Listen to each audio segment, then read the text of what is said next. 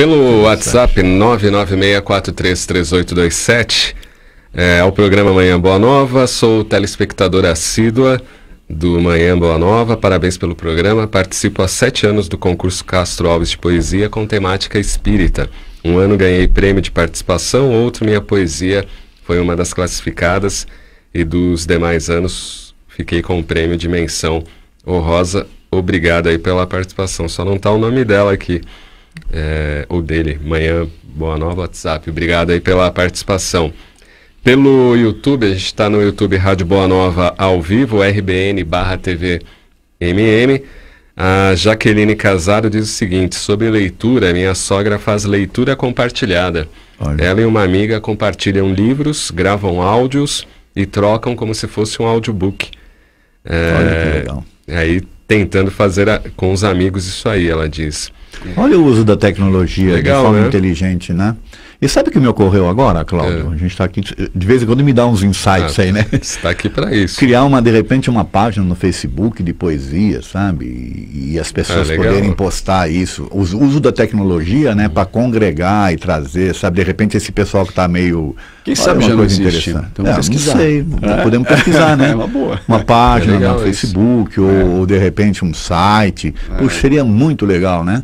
Uma forma de unir a tecnologia e de repente você reúne essas pessoas espalhadas pelo Brasil, fora do Brasil também, né? Divulga até o trabalho da pessoa, né? Puxa, vou pensar nisso aí. Tem uma outra participação pelo YouTube, Luz D. Esse é o nick. Bom dia, com o avanço da tecnologia e a possibilidade de termos acesso a palestras e cursos sobre a doutrina na internet, o esvaziamento dos centros seria uma consequência no movimento espírita. Aí ele pergunta: caminhando na direção errada, dando peixe, exagerando na caridade e ensinar a pescar, como oferecer cursos profissionalizantes? Bom, aqui ele fala duas questões, né? A primeira que são as transmissões pela internet de palestras e cursos de casa espírita. Será que esvazia mesmo o centro espírita? E a segunda, ele fala aqui a questão de ensinar a pescar e como oferecer cursos profissionalizantes dentro da casa espírita. E aí, Maurício? Não, acho que não esvazia, respondendo a primeira pergunta. Eu acredito que você atinge mais pessoas, né? Porque às vezes tem muitas pessoas que não conseguem, não podem, por algum motivo, ir até a casa, né? Sim. Mas quem vai sabe a diferença, né? Você presencial ali, enfim, toda a energia que tem na casa. Então eu acho que não. Acho que é saudável a gente poder ter outros meios de poder assistir. De transmissão. Né? Eu acho que o Maurício falou tudo, Cláudio. Quem tem oportunidade de ir numa casa espírita, ouvir uma palestra, ou então participar de um curso, né? Uma sala e tal, sabe do que é a energia que se congrega ali, a troca, né? É complicado até de falar porque é uma coisa que é do ambiente em si, né? Você ter várias pessoas reunidas, congregadas por um único objetivo, que é puxa, tudo isso aí gera uma situação bem diferenciada do que você está lá isolado, ouvindo, né? Uma coisa. A palestra, por exemplo, espírita eu tenho várias, né? Eu tenho um canal, inclusive, tá certo? Então, o fato de você ter essa possibilidade é legal porque você, inclusive, pode ouvir um trechinho, depois você para, você volta de novo, você ouve. Então, você pode até estudar o assunto. Sim. Né? Pode te dar essa coisa, mas não vai substituir jamais a presença, né, lá no ambiente. Que nem esse encontro que nós vamos fazer aí, de Amigos da Boa Nova. Ou quem vai, né, quer voltar. É outra coisa. É toda uma situação que é gerada ali, né, de você trocar energia, sabe? Tá com as pessoas, né? Você poder trocar uma informação com uma pessoa. Puxa, o que você achou do que foi falado e tudo e tal. Isso aí o ser humano não pode perder, porque isso faz parte da lei de sociedade, entendeu? Isso a gente não pode perder jamais. Então, é importante ter, para poder, como falou o Maurício, atingir um público um pouco maior, tá certo? Nós estamos agora trabalhando na Manuel Bento para transmitir as palestras também. Mas eu tenho certeza que... Mas por que a gente está fazendo isso? Porque a gente não consegue, no nosso espaço de hoje, ter mais pessoas. E as pessoas estão pedindo, puxa, eu não estou conseguindo ir, será que tem como eu ver de outro local? Quer dizer, então, na verdade, o que está acontecendo? As casas são menores, elas estão, eu diria assim, recebendo um público grande e elas não estão conseguindo atender a demanda. Então, essa tecnologia vem para ajudar nisso, tá? Eu também acho que não atrapalha, não. não. Agora, ele citou a questão de cursos profissionalizantes. Será que é função da Casa Espírita exercer esse tipo de atividade? Eu acho que, na verdade, ele fez uma analogia, né? Tentando usar a tecnologia para as duas coisas, né? É assim... Tem casas espíritas, que no Manuel Bento, por exemplo, tem alguns cursos lá, eles não são profissionalizantes, são cursos que a gente chama de capacitação. Uma coisa é um curso profissionalizante, que você vai ter aquela profissão, é um curso regulamentado, você tem lá o seu diploma, né? Você pode, olha, sou formado nisso aqui. Isso aí é um curso profissionalizante. Agora, um curso de capacitação é outra coisa. Né? Então, muitas casas têm esses cursos, né? O Manuel Bento, por exemplo, tem em algumas áreas específicas lá, até para ajudar pessoas mais carentes, tá certo? Agora, o curso em si, é assim, Cláudio, a gente tem visto aí muitas faculdades, inclusive, com cursos à distância, né? O curso não presencial, EAD, né? E tal. Não é a mesma coisa, tá? A pessoa que se forma num curso assim, ele não tem o mesmo reconhecimento no mercado, né, do que aquele que fez o curso presencial, que fez lá seus testes, as suas experiências, né, presenciais, tá? Porque ainda não é o ideal, né? Tem essa distinção? Não é clara. Não é clara, isso que eu queria deixar... Ela não está implícita, né? Mas as pessoas que, vamos assim dizer, que contratam, elas olham com outro olhar. Pô, o cara fez o curso à distância em relação ao outro que fez o curso presencial, que ainda existe um certo preconceito, né, com relação a isso. Assim, é uma fase aí que a gente vem passando de aprendizados, né, com essa questão da tecnologia está invadindo nossos lares, né. É isso, nós estamos aprendendo, na verdade, né. Sim.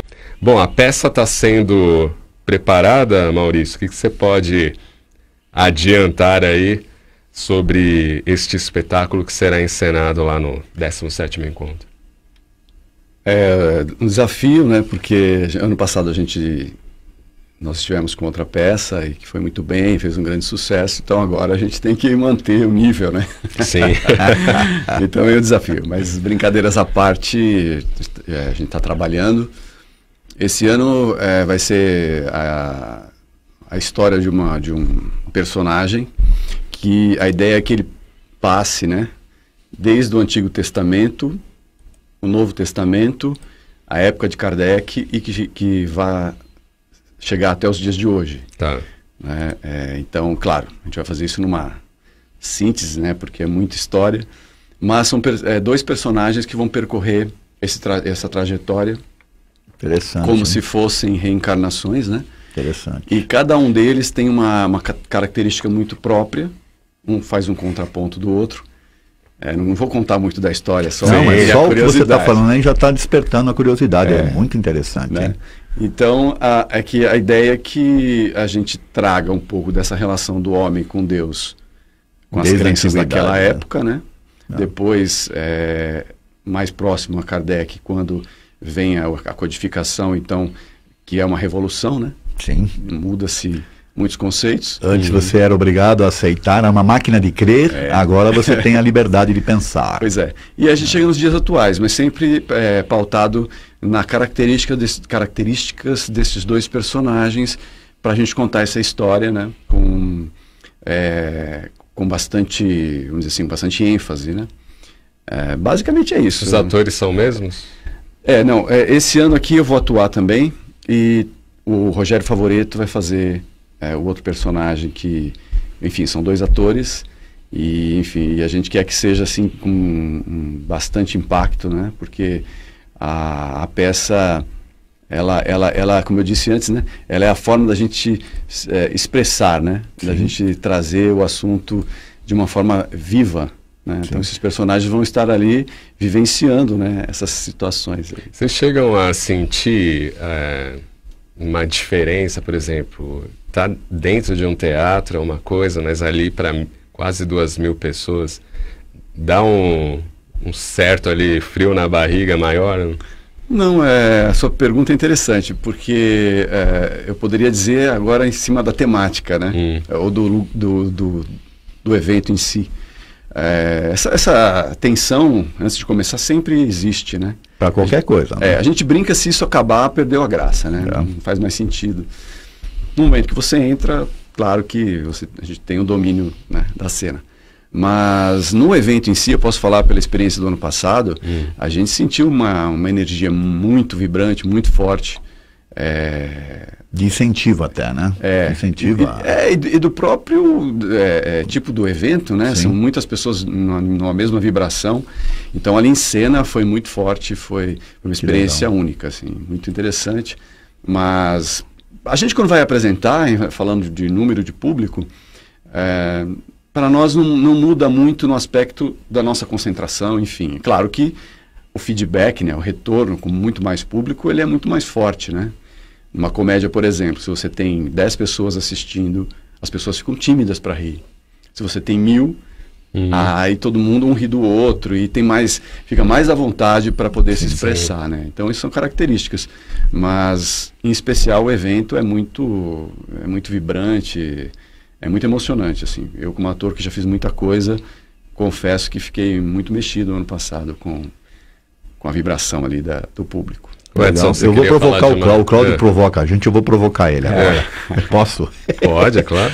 Você, quando vai fazer palestra para 10 pessoas ou para 1.000, o friozinho na barriga é diferente? É diferente. Dá um frio maior quando tem mais gente.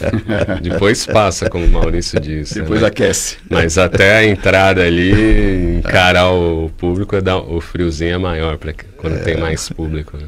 A responsabilidade é maior. É maior. E no teatro, aproveitando, eu sempre digo que o teatro ele acontece quando público e atores, digamos assim, se comunicam, né? O teatro ele não vai acontecer se o público não entrar na história, né? Todo mundo sabe, quando a pessoa vai ao teatro convencional, ela vai sabendo que vai assistir uma peça que é uma encenação, mas no momento, como filme, no momento que você começa a assistir, você tem que entrar na história. Sim, viver as emoções, né? Exatamente. A diferença do cinema para o teatro é que a gente está ao vivo ali, né? Então, se sai qualquer coisa errada, a gente tem que dar um jeito, arrumar. Mas, se o público está com você, ele vai te impulsionar, né? Então, para mim, o teatro ele só acontece, né? O ritual do teatro, né? Ele só acontece quando há uma conexão forte entre plateia e os atores, assim, né? Sim. Legal isso. Agora, posso só ver um comentário? Eu achei muito interessante o tema da peça, porque ao mesmo tempo que você vai estar vendo um espetáculo, você vai se instruir. Olha que interessante, porque você vai vir, né, nessa análise feita da busca de Deus aí pelas pessoas ao longo do tempo, né? Eu achei muito legal essa temática aí. Parabéns, viu?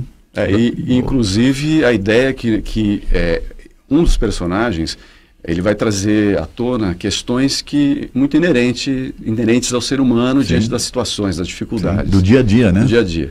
E o outro personagem ele já tem uma outra característica, ele tem um entendimento, digamos assim, maior, e ele dá esse suporte. E obviamente que aí vai estar ali na encenação da dramaturgia. Né? Legal. Mandar um abraço aqui para Rosemary Salles, Maria Celeste Flores, bom dia com alegria. Márcia Gilardino, Pirituba, São Paulo. Teatro, biblioteca, poesia, ingredientes que revigoram a vida. A interação, a comunhão presencial nas várias vertentes, também ainda o valor é maior, penso eu. Muita luz aí o pessoal do Manhã Boa Nova. Valeu, Márcia. Elisete Rita, bom dia amigos. Os cursos, palestras ou exposição, filmes chegam como um doce ou salgado na vitrine de supermercado ou padaria. Olhamos, gostamos ou não, no entanto, sabor não sentimos, apenas imaginamos como será. Parabéns, amigos. André Barbosa de Barros, bom dia a todos. E Alvina Gomes da Silva, bom dia, amados. Você queria falar de uma peça que você foi assistir? Não, eu queria dizer o seguinte, a gente ainda tem um certo preconceito com uma série de coisas, né? Com o teatro, com a poesia. A gente está falando de poesia em si, mas nós estamos falando de arte de uma forma geral, né? Por exemplo, eu fui ver o espetáculo Fantasma da Ópera. né? Você fala, puxa, eu já fui com um certo preconceito mesmo, né? Ópera, né? Um espetáculo antigo, né? Porque é do século XVI, se não me engano, né? O 16 ou 17, alguma coisa assim. Encenado por brasileiros ainda. Falei, não deve ser. Você pegou pesado, meu amigo, né? vocês não têm ideia do que é esse espetáculo. É legal. É Bacana. fantástico. É um negócio de você se emocionar. A forma como eles montaram, a qualidade dos artistas, né? É impressionante. Eu saí de lá com vontade de voltar. Pensei que era com vontade de atuar. Não. Com vontade de voltar, sabe? Para assistir novamente. Para você aí começar a pegar outros detalhes. É impressionante. E aí, só que, olha, confesso aqui, eu fui preconceituoso. Tá em cartaz aonde? É lá no Teatro Renault. Fica ali na Brigadeiro Luiz Antônio. Já assistiu essa peça? Ainda não. Não vi. Mas Já olha, encenou? Mas são as grandes produções, né? é uma produção fantástica, né? Ali foi um investimento danado, que aliás é um problema sério hoje em dia, né? Para viver, vamos assim dizer, da arte. Poucos Se você escolheu essa profissão, né? Não, poucos espetáculos têm uma grande produção. Mas ao mesmo tempo existem, sei lá, talvez em São Paulo hoje deve ter 80, 100 peças em cartaz e as pessoas não sabem. Aí. E aí vem a questão também do preço, que o pessoal acho que me adiantei até ao tema. Não, fica à vontade. O preço, mas assim, se você pesquisar, você vai achar ótimos espetáculos pagando menos que uma entrada de cinema. Agora, no caso do espetáculo do Fantasma da Ópera, é uma mega produção. Sim. Eu não vi ainda, deve ser realmente fantástico. Não, é demais, é demais. Mas, enfim, tem para todos os gostos. E o que você falou do preconceito é muito interessante, né? A gente abrir a mente e verificar, porque de repente, né, você acaba se surpreendendo. Como Sim, aconteceu. não, eu fiquei surpreso com a qualidade, inclusive, da capacidade dos artistas, entendeu? Você vai imaginar que tem cantor de ópera no Brasil? Mas a gente tem mesmo em virtude... Os musicais são muito fortes, no Brasil hoje. Mas a gente tem mesmo em virtude até tem a questão da falta de conhecimento, né? Sim. Mas em virtude da nossa cultura, principalmente aqui no Brasil, nunca privilegiou ópera, a questão de poesia que a gente abordou aqui. Então, o brasileiro realmente fica com o pé atrás. Né? É uma coisa que se perdeu, Cláudio, infelizmente. Nós tivemos no passado, né, a forma como nós éramos educados lá no passado, levavam as pessoas para isso, para a cultura, para a arte, porque a gente trouxe isso um pouco lá da Europa, né? Mas isso foi se perdendo ao longo do tempo, infelizmente. E eu acho que está precisando voltar. O Maurício falou que com uns 80 espetáculos diferentes acontecendo. No mínimo deve ter hoje em cartaz. É possível, né? Não, e com grandes autores brasileiros, vamos até falar aqui da gente, né? Grandes diretores, grandes atores, porque é até curioso, né? Quando a gente fala que é ator por aí, o pessoal fala, mas que novela você está fazendo, né? Como se o ator só fizesse novela. Né? E tenho colegas, assim, excelentes, né? Que não são conhecidos da mídia, fazendo excelentes espetáculos, muitos grupos em São Paulo, tem muitos grupos fortes, né, de teatro, de muitos anos, né? Então, buscar informação a preços, realmente você vai achar, às vezes até sem pagar, porque tem alguma lei de incentivo, etc. Mas, mesmo que os ingressos são relativamente baratos, né, para uma produção teatral. Claro, os espetáculos mega produzidos vão custar caro, mas aí, se tiver 80, você vai achar 75 espetáculos pagando pouco. A gente tem que ir para o intervalo, Edson, segura aí, daqui a pouquinho a gente retorna falando ainda. Hoje é o Dia Universal do Teatro, a gente vai falar mais sobre essa questão. Até já.